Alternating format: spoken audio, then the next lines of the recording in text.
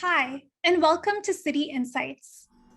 City Insights is a new series from SSG. We're going to be talking to the movers and shakers of the municipal climate action world and sharing their lessons about climate action.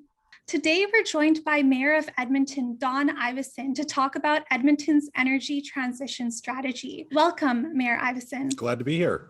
So, since you were elected in 2013, you've made climate action a priority in Edmonton. What motivates you?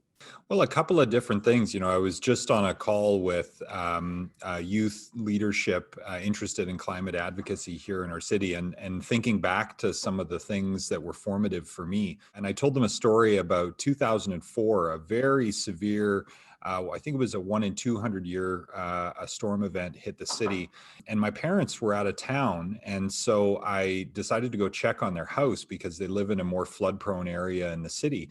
And I couldn't even get within a couple of blocks of their place, so I had to stash the car and then not quite wade through the water, but certainly up to my knees, go through a lot of leaf debris and a lot of hail that was floating on the surface. So it was like a giant ice bath that I'm cruising through in my shorts and my soggy sneakers. And so I set to trying to break up the leaf litter and the hail that was caught in the storm drain in the back lane, but the storm system was completely overwhelmed, which is why the neighborhood was flooding.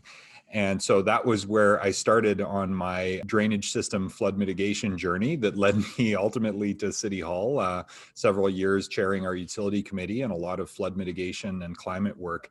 And so informed by all of that, and then subsequently by, mopping out basements in southern Alberta after the big floods in 2013, just as a volunteer, and remembering when Fort McMurray burned in 2016, I was mayor by then, and I'll never forget people coming to our big trade show center, essentially as refugees within their own country. A lot of people who had lost everything but the clothes on their back and their car and whatever they could throw in their car before they left.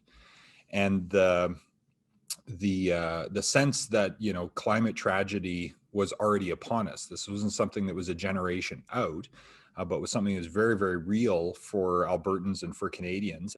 I've been only increasingly motivated to take this seriously. And then now as a parent, I have intergenerational skin in the game that we have to get this right. So my motivation comes from some of those stories, but then also by having the opportunity to work with environmental non-governmental organizations, particularly alliances of cities across the country and around the world. And so I've gotten to learn a ton and build a sense of greater and greater urgency, and ultimately a sense of the role that local governments have to play in depolarizing these issues, in articulating the risks in engaging ways for our publics, and then also getting to solutions that open up opportunity and aren't hopefully not seen as kind of the end of our way of life, but actually a way to open up a new and better and sustainable and just way of life. Edmonton has taken leadership by becoming the first city in Canada to adopt a carbon budget last year.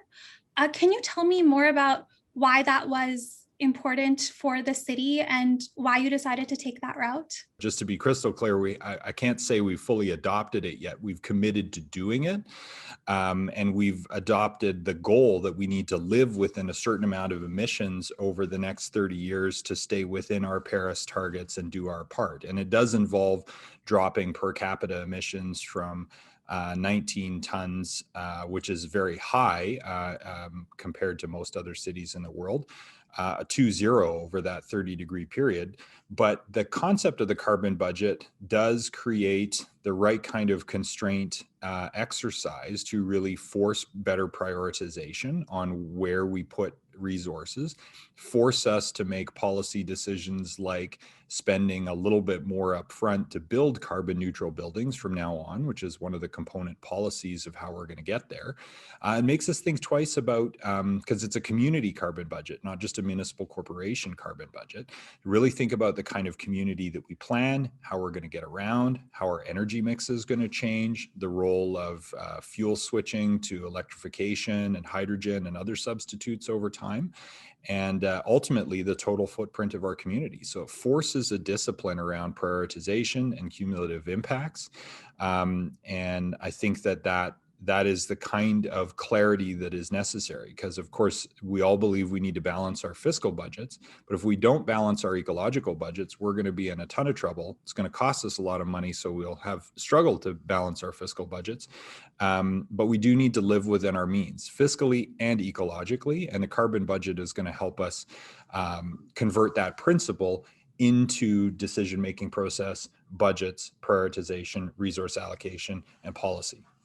It's really exciting to see Edmonton taking the lead there. Now, on the day that Edmonton released its energy transition strategy, you said that without it, Edmonton would risk losing relevance in the business of the world's energy transition. Can you tell me more about what you meant by that? You know, I've been listening for a long time to voices like Mark Carney, who is an ex-Edmontonian. We claim him as one of our own. But of course, as a former governor of the Bank of Canada and Bank of England, he knows what he's talking about when he says, this is the next great boom. This is going to be the next great source of investment, is in the technologies needed to help cities and households and businesses crash their GHG profile from what it is today to zero over the next generation. And that bonanza has already started. And we see this, you know, in lots of examples like Tesla. We see this in the examples around renewables uptake. That is the kind of technology boom that is already unfolding around us, and particularly around hydrogen, which I'm very bullish on. We have the opportunity here to produce using real carbon capture and sequestration that works, net zero blue hydrogen, so very, very low or no carbon footprint hydrogen. So that is to say, this transition is already happening and the money is already starting to flow. And I think both the money and the talent is going to go to the jurisdictions that are embracing this, as opposed to the places that are resisting it. And Alberta, unfortunately, despite our historic leadership, is seen by some as resistant to this. And so I wanted to make very, very clear that the city of Edmonton and our regional partners in the industrial heartland who are part of this hydrogen hub concept with us are very, very bullish on this energy transition, bullish on clean fuels like hydrogen, bullish on our manufacturers who are making the kinds of solutions the world needs. And so I absolutely see a future for this region, drivers for prosperity and relevance to the world if we do it right. But we have to walk the walk, not just talk the talk. There's clearly so much opportunity, but Edmonton is also in the heartland of Canada's oil and gas industry. Did you face challenges in terms of getting support from other Edmontonians, and how have you dealt with that as a part of the energy transition? It's a common assumption about people who live in resource producing regions that they must all be defensive of the status quo and you know, denying climate change science and so on and so forth. On a baseline, 75% of Edmontonians, you know, we survey this regularly, believe in climate science and think that all governments and society and business need to be taking more urgent action. And those numbers are not drastically different than Vancouver or Toronto. Now, politics has certainly polarized around these issues in a very unhelpful way, both in the United States historically and then to some degree in Canada. And so we ping-ponged on this between political solutions, but then specifically what we've done here in Edmonton to depolarize this, and this we need to be anti-polarizers, which is something that local governments can do because we're nonpartisan for the most part by nature, is we can convene people. And so we worked with the University of Alberta to run a citizen assembly participatory democracy exercise with 60 Edmontonians from diverse walks of life. This was the Alberta Climate Dialogue Project, and it was peer-reviewed and measured extensively and done to the highest standards of academic ethics. So it wasn't a steering exercise. It was very much if you give people the information and competing perspectives, and it's a diverse and representative sample of Edmontonians, including skeptics and activists and lay people, and you give them the information and you give them the time to digest it and make the meaning themselves together through deliberative democracy, they will come to the right answer, which is that these risks are massive and existential, and that action needs to be taken, and that we will be better off for taking action. So you do an exercise like this, though, And it gives city council confidence when that diverse and representative sample of Edmontonians comes forward with 90 to 95% concurrence, including skeptics who said, well, even if I'm not sure about this science, or I don't buy into this, that, or the other thing, I can see the benefit of stable electricity prices and power and gas prices. I can see the benefit of cleaner air and the health benefits this is going to come. And I can see the benefit of making sure that we're economically relevant going into the future. I love that idea of being anti-polarizers, and I think there's a lot that other communities can learn from this. Communities around the world are developing climate action plans. They're developing plans across Canada. So what would you say to them, or to the mayors of those communities? What can they learn from Edmonton's experience? Public engagement is the most important dimension of this. And it's not even just trying to bring your public along to the conclusion that leaders may have already come to. It's really about helping empower the public to lead.